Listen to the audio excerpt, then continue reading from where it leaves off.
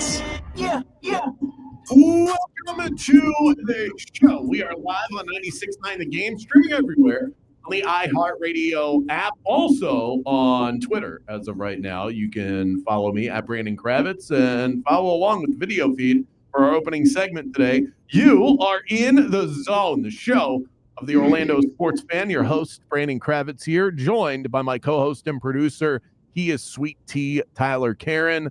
We are back to some basketball action tonight, and we will dig into that right here out of the gate. Hit us up on the Mills Air text line all throughout our live 3-hour show, 50857. Your prize today, a shot at Rays tickets for tomorrow's game against the Houston Astros. So if you want to skip work and head out to George Steinbrenner Field, we will give you that opportunity to do so for free coming up after 4:50 during tea time, presented by WonderFan.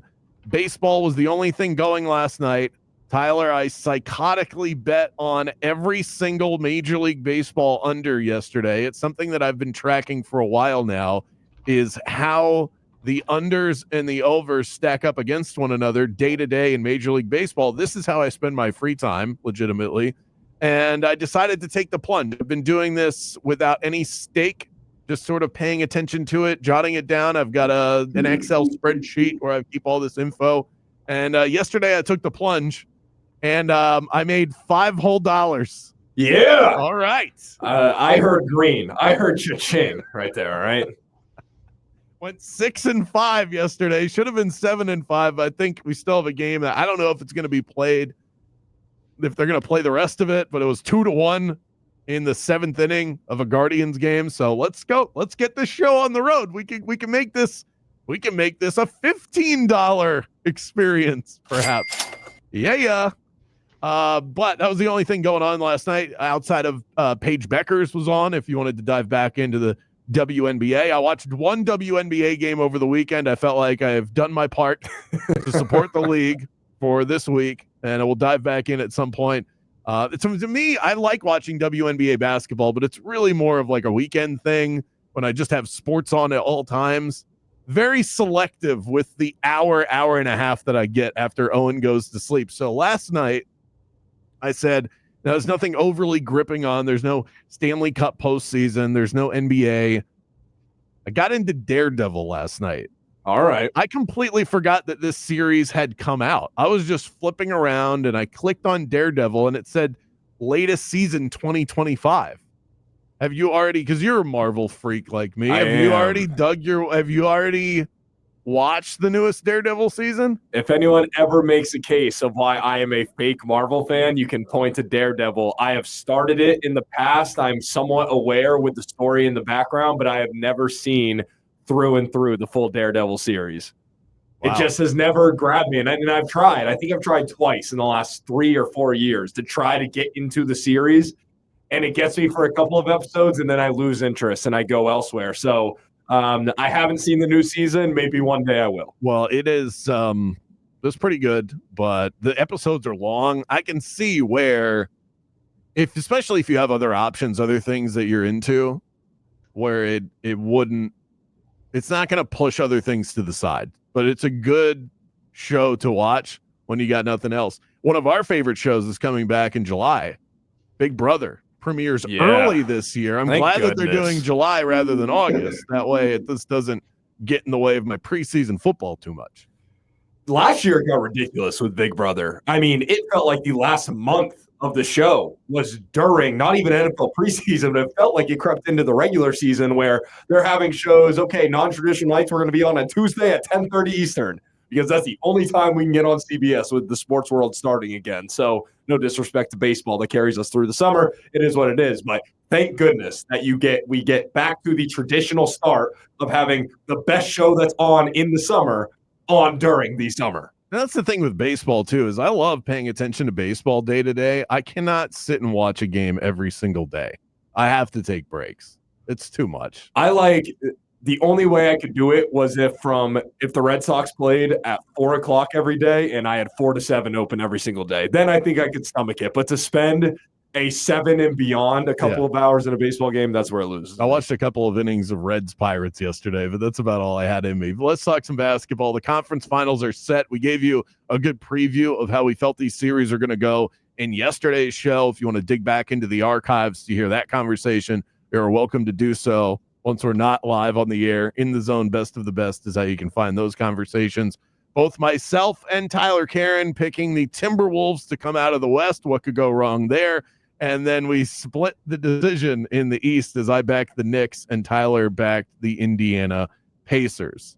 Would you feel like, are you with me, though, that with both of these series, we've gotten to the point where there have been so many surprises that nothing can surprise us anymore? There's no outcome where we get to a matchup in the NBA Finals where I'm just flabbergasted that it's that matchup. It could be any combination of the four, and I'll be like, okay, that makes sense. I totally agree. I am more likely to waffle out west.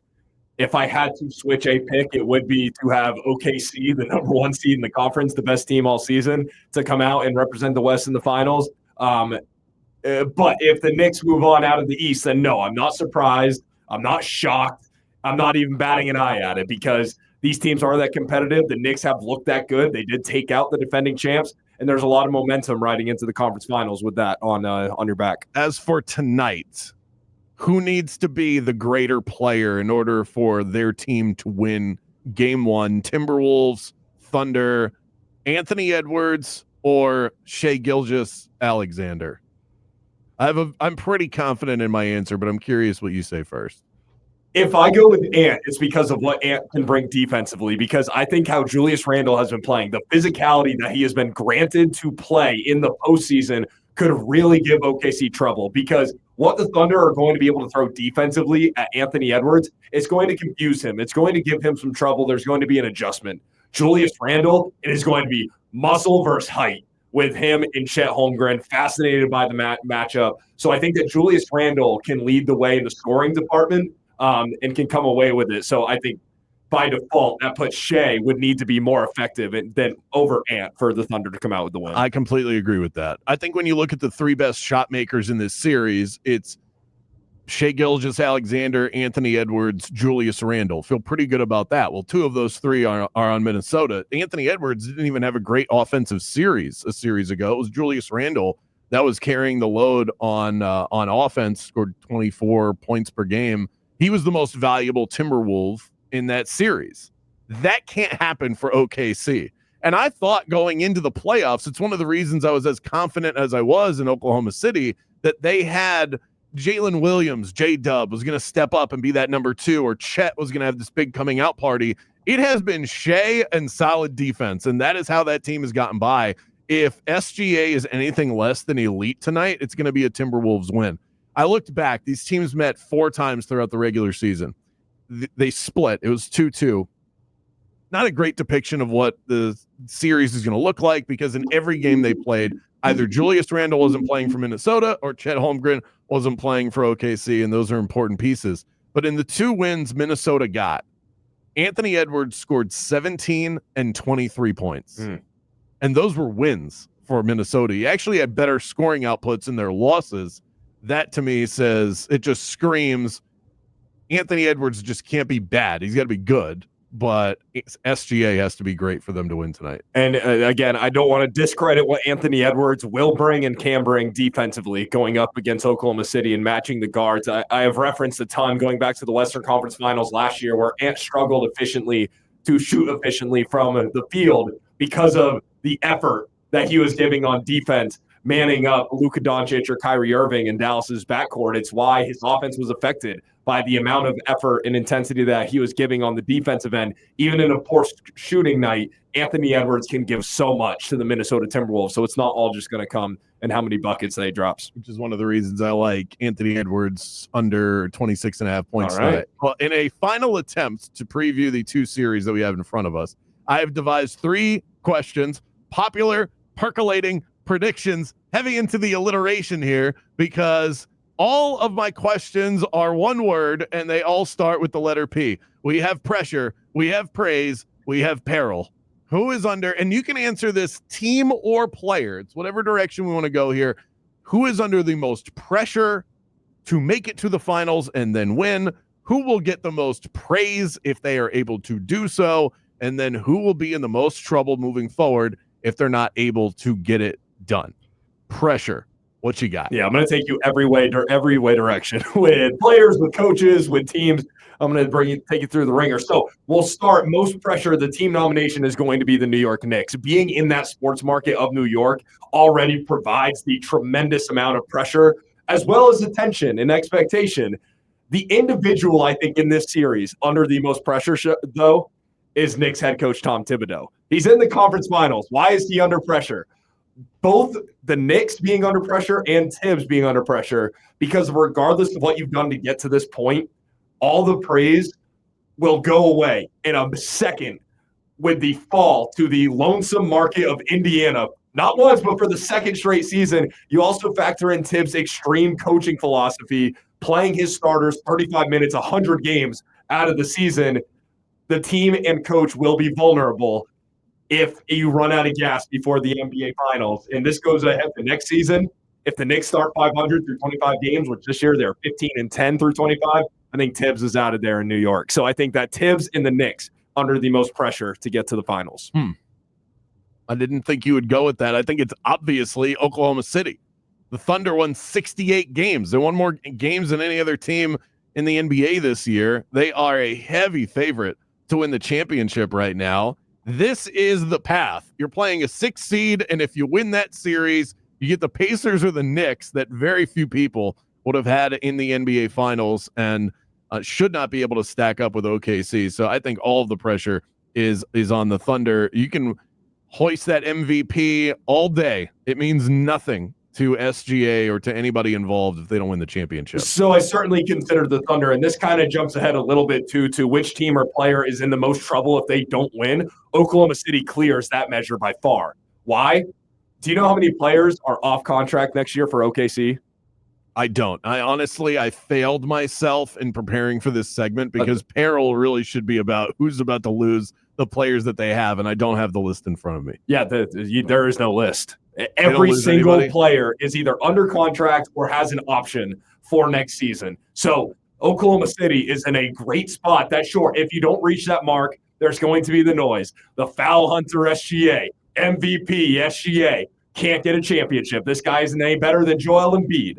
They can very rightfully so run this same thing back next year, be close to be a 60-plus win team, control the number 1 seed in the West, and reload, try again with one more year of experience. Mark Daigneault not going anywhere as head coach of the Thunder. So that's where I think there is pressure for the Thunder to succeed this year.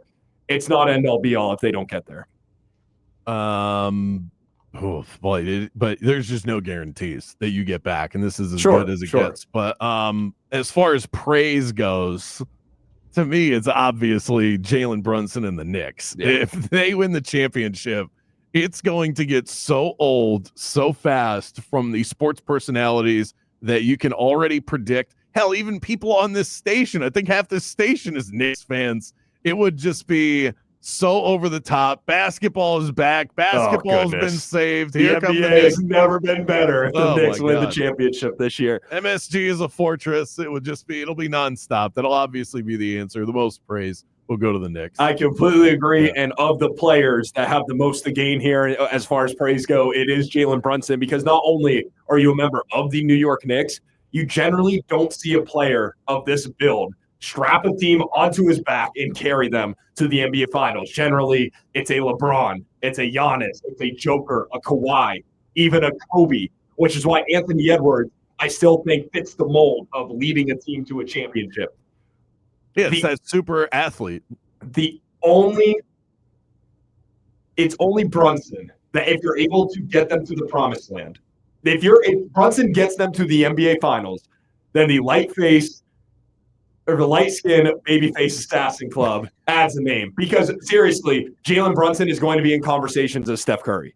Not only in totality of career, but when you look at this run, you look at the numbers from 2015 when Steph led the Warriors to a championship pre-KD, 26 points a night, 6 assists. He shot about 40% from deep.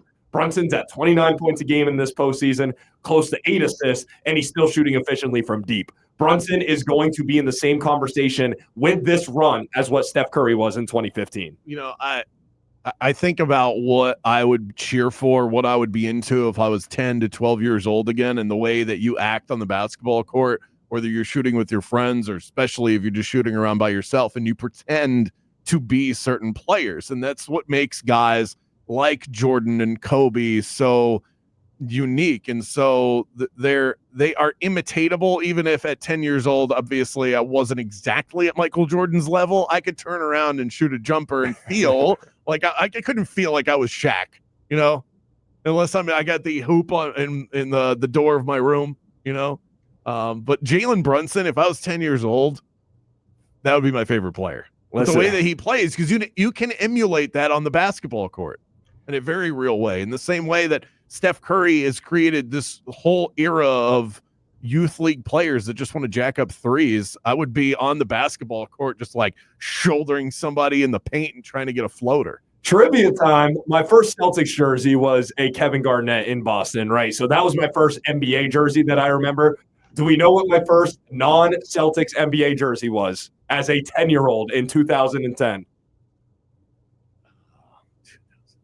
Chris Paul? No, it was rookie Steph Curry, orange with the Golden State Warriors. Exactly the scenario that you just said was me 15 years ago with Steph Curry. That's the conversation that Jalen Brunson is going through right now. Wild. I do think that there's something to be said for Anthony Edwards being the next guy on the list, because it feels like the media, the NBA media elites have been wanting to put him on that pedestal for a while now of the face of the league, and you can officially do that if he wins a championship. As for Peril, who's in the most trouble if they don't win, I really struggle with this. I feel like answering the other two for me, pressure OKC, praise Jalen Brunson and the Knicks, those were easy. I feel like I would be forcing it with Peril because the Knicks aren't going anywhere.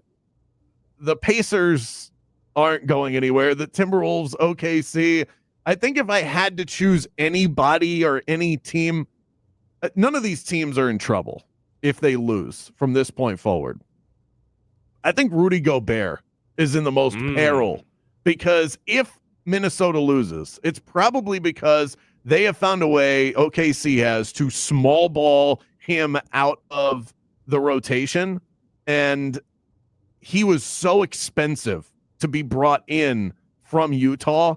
It would really create a problem. They've already had to move off of Karl Anthony Towns because the pairing didn't work. If this doesn't work either, I think perhaps Rudy Gobert is under the most trouble. I really like that answer. I probably like it a little bit more than mine. The teams were difficult to go with, but I think that you look at the Indiana Pacers and the opportunity that is presented right now, that you can represent the East in the conference finals. You didn't have to go through Boston. You didn't have to go through Cleveland to get there. Those type of opportunities do not come around often. And we saw what happened when you do have to go against one of the top seeds in the conference. It ends in a sweep to the eventual champion. So if you're Indiana, Miles Turner is set to be an unrestricted free agent this offseason. Someone is going to give him $30 to $35 million a year. The Pacers have Tyrese and Pascal Siakam under the books for years to come. I don't know with the second Abram if you are able to afford Miles Turner, and if you're going to be able to replicate that production. Turner has been great this postseason. So I think that is the Indiana Pacers. This is the best shot, the first time since 99, that they will have the opportunity to go to an NBA Finals. Well, they were in the conference finals last year. First time, if they make it, it'll be the first time since 99, I believe, or 2000, said that they were in an NBA Finals. This is the best opportunity that Indiana has had since that year, since that time. You really need to capitalize it while the iron's hot. Get your thoughts on the table. We'll get to them a little bit later on in the show. 50857. Up next, the dream is alive and well. We'll get into that after this. Now.